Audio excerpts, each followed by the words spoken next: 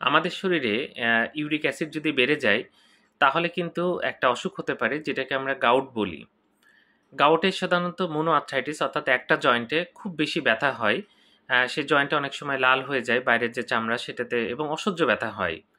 তো যাই হোক আজকে একটু অন্য বিষয় নিয়ে বলবো, সেটা হচ্ছে শরীরে যদি ইউরিক অ্যাসিড বেড়ে যায় দুইটা কিন্তু মারাত্মক অসুখ হতে পারে এবং সেখান থেকে মৃত্যু পর্যন্ত হতে পারে।